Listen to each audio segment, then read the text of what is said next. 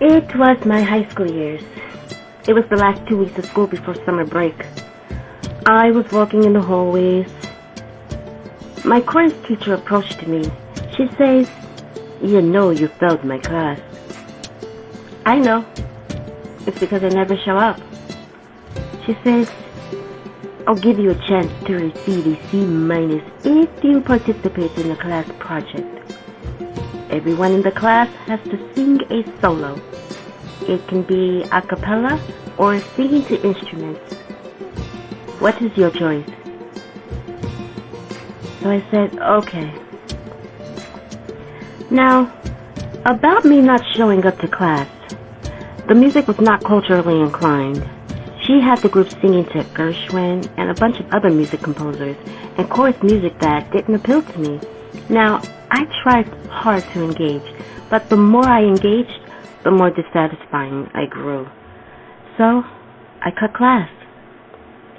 If I would have known then what I know now, I would have advocated for ensuring that music programs reflect the diversity of the communities they serve by including music from a variety of cultural traditions, or that the music or school board provides professional development for music teachers to increase their cultural competency and ability to teach music in a culturally responsive manner. Anyway, I had less than 2 weeks to practice this solo, let alone to choose a song that fitted my vocal cords. My choice of music was limited. You see, my mother was very selective in the music she purchased. She didn't buy any Whitney Houston. She didn't buy any Janet Jackson. To this day, I couldn't understand why. I think if I had a little bit of Janet and Whitney growing up... Anyway, that's a story for another day. My mom and dad listened to Manhattan, Sam Cooke, Stephanie Mills, Johnny Kemp, Gladys Knight, and if you grew up in the late 80s and early 90s, then you remember the vinyl 45s. And then on the other side, you get the instrumental version. Well, I couldn't decide between Stephanie Mills and Gladys Knight, so I went ahead and practiced both songs. Stephanie Mills, I Feel Good All Over, and Gladys Knight, Peaceful Water Flows. Every chance I had, I practiced.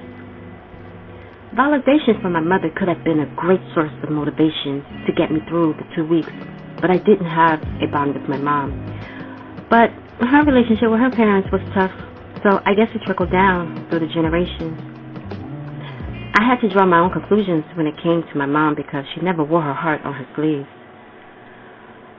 One night, while I was rehearsing Gladys Knight, Peaceful Water Flows, in my periphery, someone came to the door, and since they didn't interrupt me, I kept on rehearsing.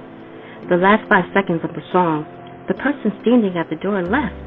I quickly glanced to see who it was. It was my mother.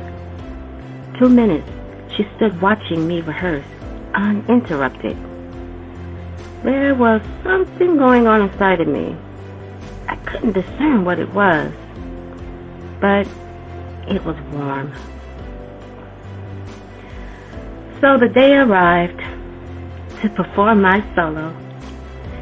I decided to sing Stephanie Mills' I Feel Good All Over, but nervous tension caused me to feel numb all over. I walked into the classroom. There was about 12 people present, and Miss DeMonica, my music teacher, sitting at the piano.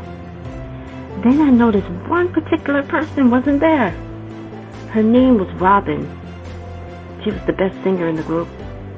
She was always chosen to do the solos for our concerts. I was kind of relieved she wasn't present, only because of my low self-esteem.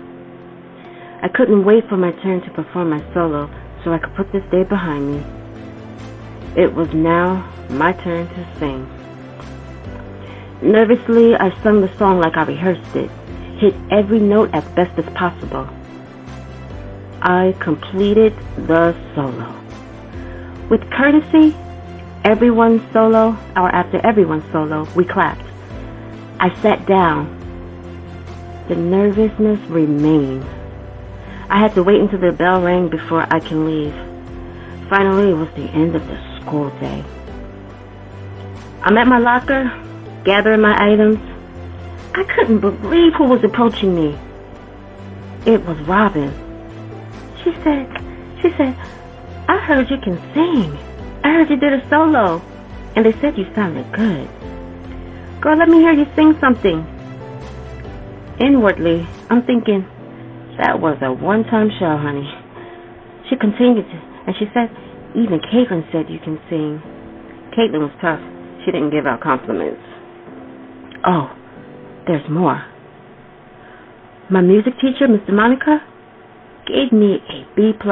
She stated that I would have given you an A if you hadn't cut my class during this semester. For the entire summer, I had a rock star esteem. When I got my own apartment, I wrote half a dozen songs, produced some music, sold the song for $1,500. Although I didn't become a rock star, I became a mother. One thing about a given talent, you can always pick up where you left off. Now, here is what I take from this. Why did it take others to see the gift in me? Why did I need this validation?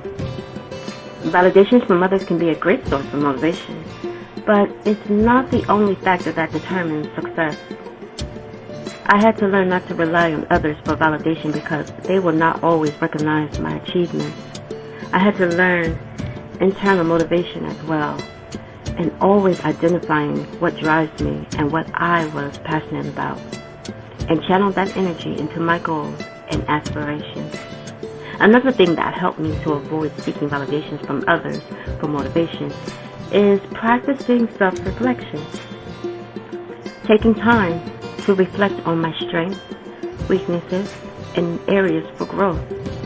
This helps me with identifying what I needed to do to become the best version of myself and give me a sense of purpose and direction. Yeah. Well, look, I truly hope that you were inspired and that you find solutions to all your problems. Stay healthy and stay self-motivated.